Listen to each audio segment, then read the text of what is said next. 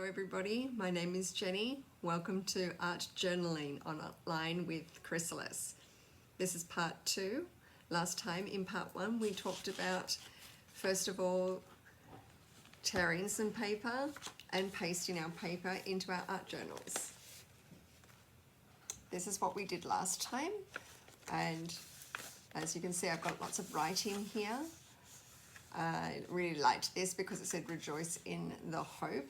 And we were talking about how difficult it is to be stuck inside, indoors all the time, not socializing, and maybe feeling quite a bit isolated, maybe even bored, being surrounded in the same surroundings constantly, and not being able to go out and come to Chrysalis and be active and involved in the activities there.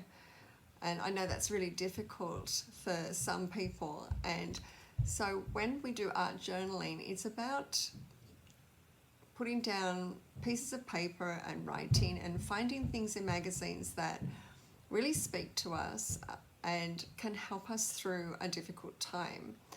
So when I was finding pieces of paper in the magazine, I found this page in a magazine, and it says the word hope.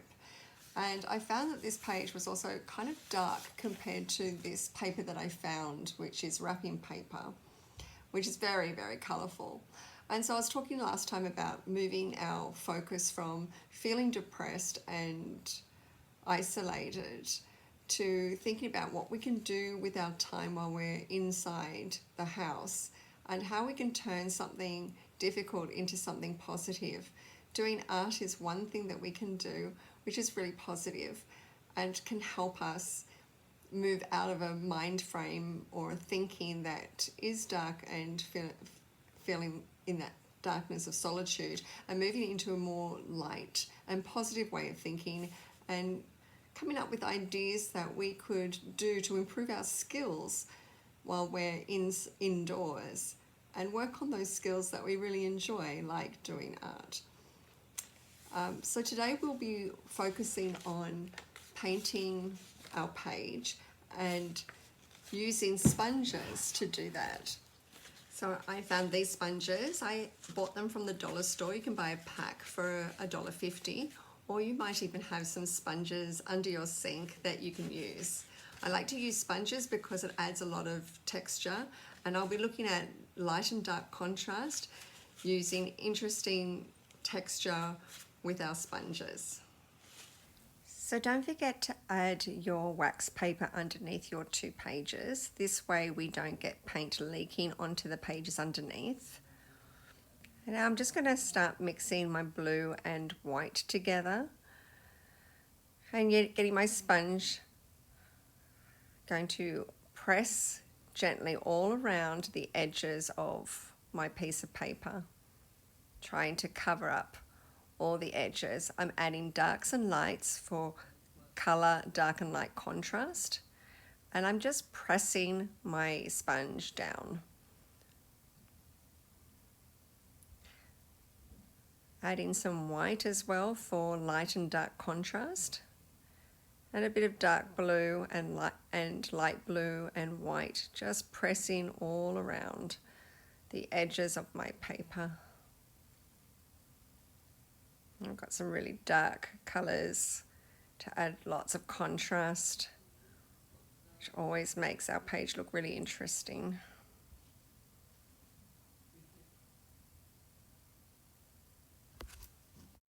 I'm just pointing out the word friends here. I don't want to cover that up with paint, so I'm going to be very careful to keep that exposed.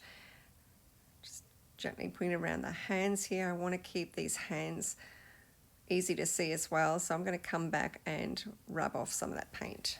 I'm going to use a paper towel with some water and squeeze out all the excess water, not too much water on my paper towel, and just lightly wipe away all the paint that's covering up that hand. I just want to make sure I can see that hand properly.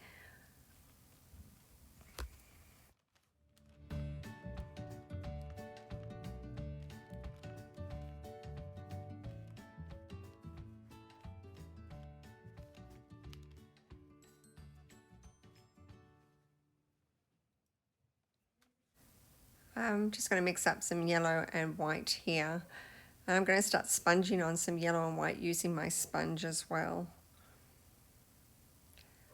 You're going to notice that when I use my sponge, I'm going to do some different kinds of textures. Some of them I'm doing swirly swirls textures. I'm using the yellow on this side too, where on the bright side of the page, nice and bright. I'm coming in here, I'm just going to demonstrate how there are different ways of sponging on paint. You can just dab like this. You can do some wiping, swiping motions too to create a different look and texture. And you can also sponge in circles, kind of turning your hand as you press down and turn, creating these interesting circular shapes as well that you'll notice. So play around and have some fun. This is your time to explore and just experiment.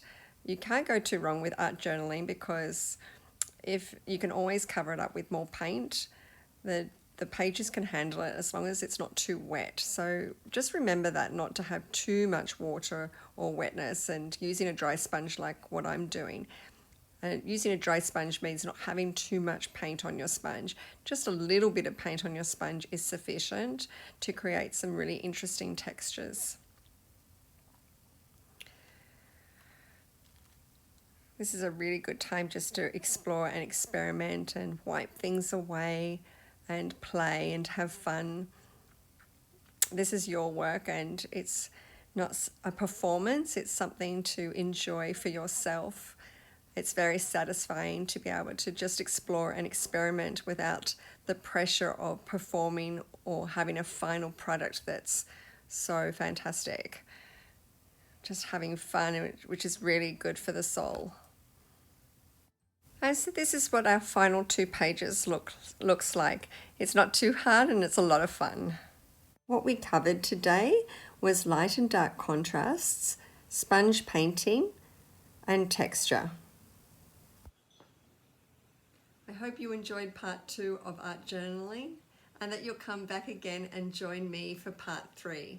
In part 3, we will be looking at creating a stenciling look and feel to our art journal without using expensive stencils, but instead using reuse and recycling resources around the home.